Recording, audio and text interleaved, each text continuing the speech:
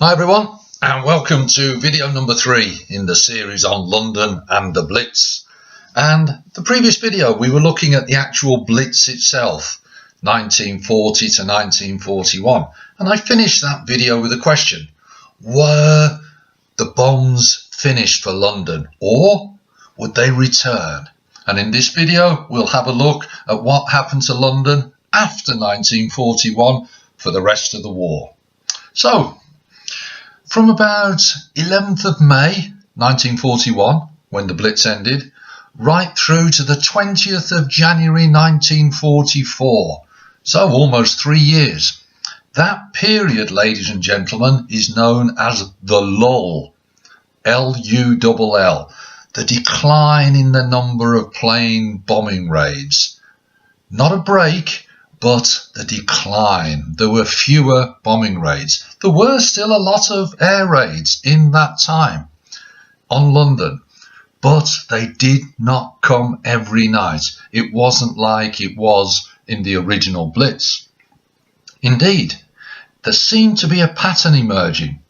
If the Allies went and bombed German cities, then the next night Germans, in revenge, the Nazis would try to bomb British cities, and in particular London. And many Londoners worked this pattern out, so they would only go to the air raid shelters the night after they'd heard of a raid on a German city. Only a small number of Londoners still went to the air raid shelters every night. Most had returned to a more normal life and only visited the air raid shelters the night after the Germans had been bombed, fearing revenge. Now, in the lull, there was a time which gave the British government time to improve precautions. Deeper air raid shelters. They allowed the public to use the tube stations. The shelters were improved. They were made better. More bunks for people to sleep. More toilets to improve the hygiene, a ticket system whereby it stopped all the terrible amounts of queuing. Activities were provided in the shelters, film shows, books, libraries. Okay. Also, of course, from March 1941, the Morrison Air Raid Shelter was introduced, which was indoors in the house. So we see that there was an improvement during the lull. The improved precautions, together with the fewer air raids, a less frequent attack, meant that those 3 years were referred to as the lull. But ladies and gentlemen, it's important to remember, over 1,800 Londoners were killed or wounded in air raids attack during that time. So it wasn't wiped out totally, it was just less frequent. And then we move to 1944, 21st of January to the 19th of April. So almost 4 months there. Okay, here we see what is known as the baby Blitz or little Blitz. Not as severe as the very first one back in 1940, but still there was a lot of damage caused. 19th of April was the final attack by aircraft on London. Now in this baby Blitz, 1944, almost 3,800 Londoners were either killed or wounded. Not as bad as the first Blitz by any means, but a lot more serious than in the lull. As an example of that, in the lull, on average, about 58 casualties per month. In the baby Blitz, on average, 950 casualties per month. So we can see the baby Blitz. If you've got the Blitz, the original first Blitz at the top, then the baby Blitz, and then the lull. That is the order for casualties. Now, why was the baby Blitz not as bad as the original Blitz? Have you got any ideas? Well, first reason gives me a chance to wear my favourite Russian hat again. Hurrah! Superb. If you remember, Hitler had ordered his soldiers east in June 1941, Operation Barbarossa, to attack the Soviet Union, the USSR. Well, for many, many years, 1941, 42, 43, up to 1944, the Germans advanced into the frozen east of Europe, deep into the USSR. But the fighting over there was incredible. It was horrendous. The Germans took very, very severe casualties. As a result, when they come back to attack London, Germany, Nazi Germany, has not got as many planes. They only had 475 aircraft. And of course, many of their best, their most experienced pilots had been killed over in the frozen east.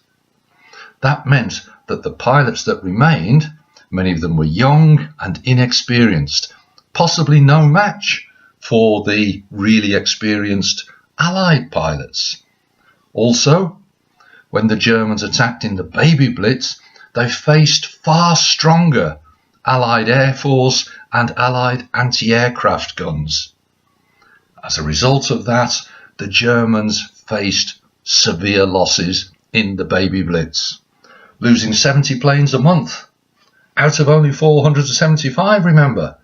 So their supply of aircraft is diminishing. January to April, and finally in April, air raids using planes stopped. Now you've got to think, that's good news for London. Yes, it was.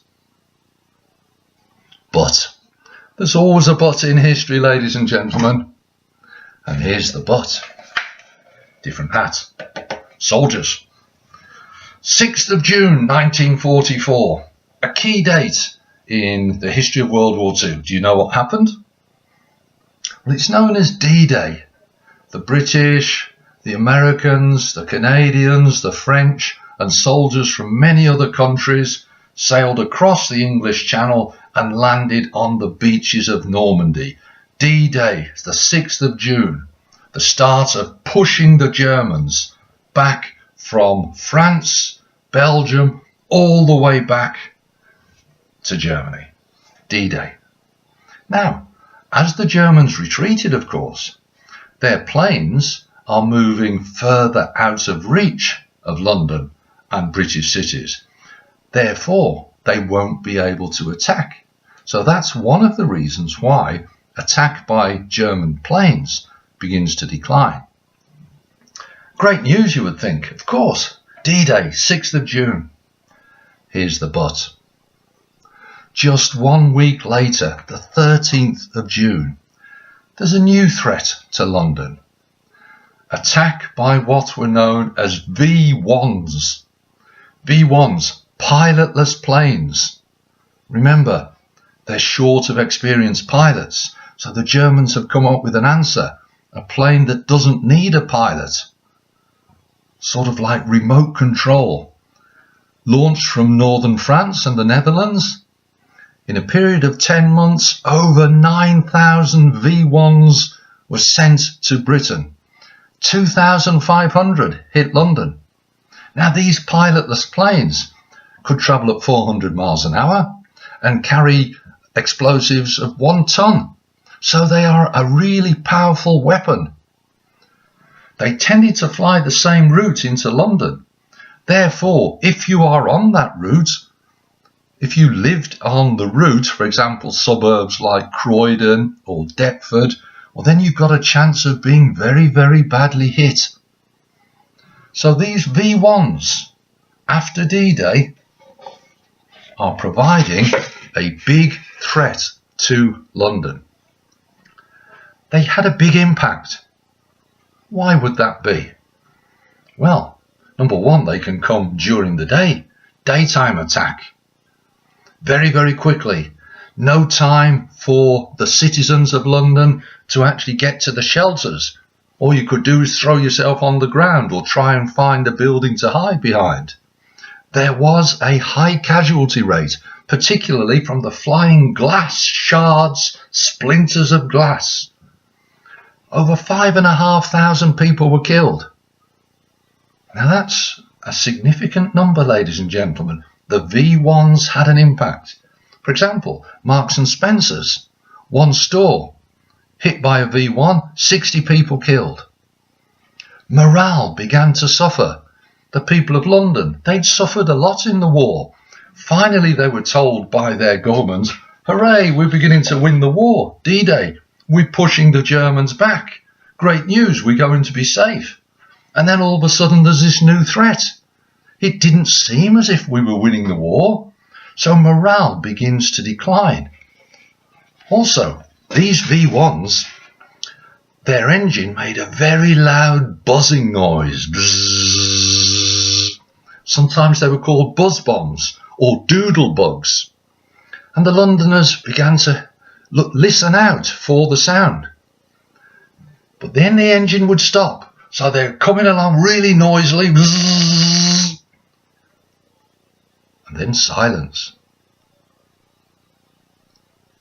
And then the Londoners realised that when the engine cut out, that was when the V1 would hit.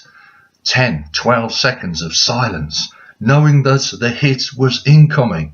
It increased the fear. It increased the panic. Morale began to suffer. The V1, quite a powerful, threatening weapon. But then the Nazis launched the V2s.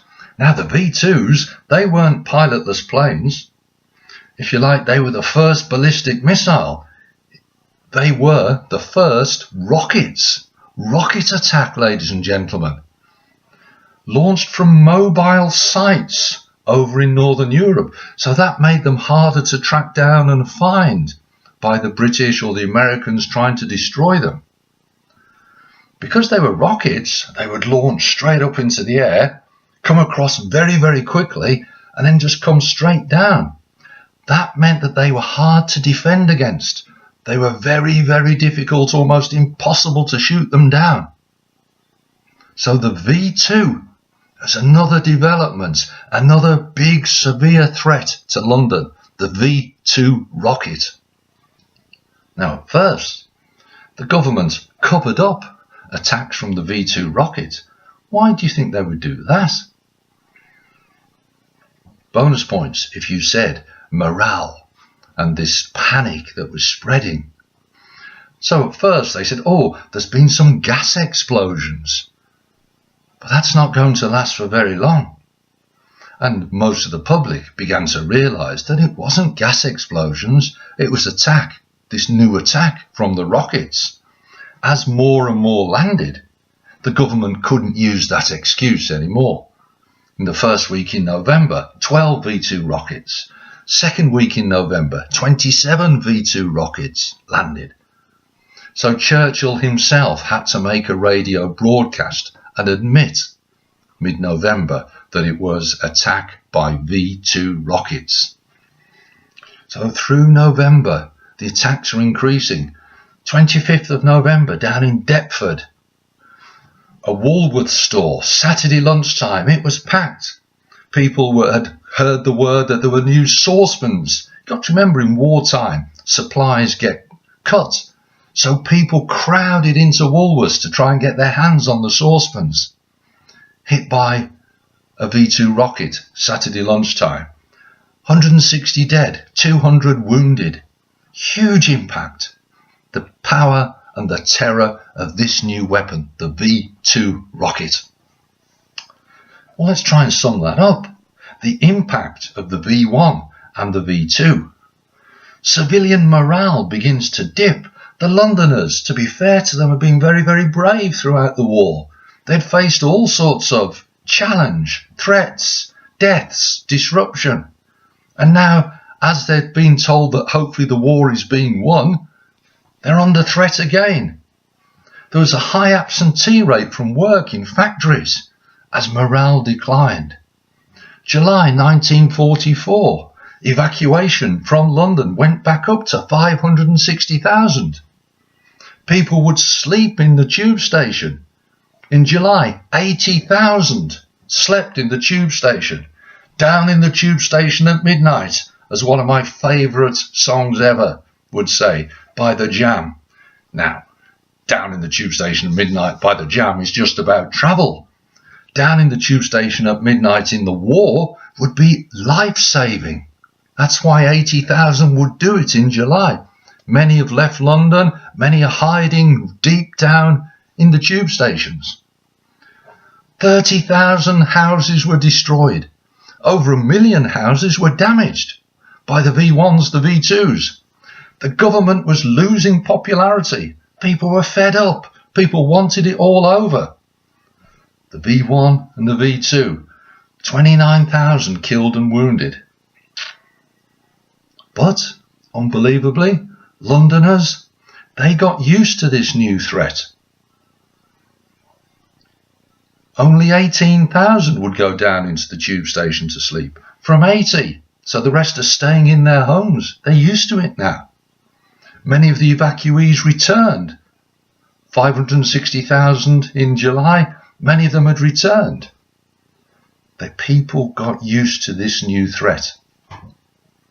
March 1945, the end of March, 27th, 29th of March, the last V1 and V2 rockets hit London. Finally, the terrible events of London that they'd had to endure during World War II, the Blitz, the Lull, the baby Blitz, V1s, V2s, finally March 1945, they were over. So that shows you what London had to suffer and endure in World War II. The next video, what I'll show you, is the impact on Londoners. How did they cope with all of this? Coming soon. As ever, I hope it's been useful. All the best now. Speak to you soon. Bye for now.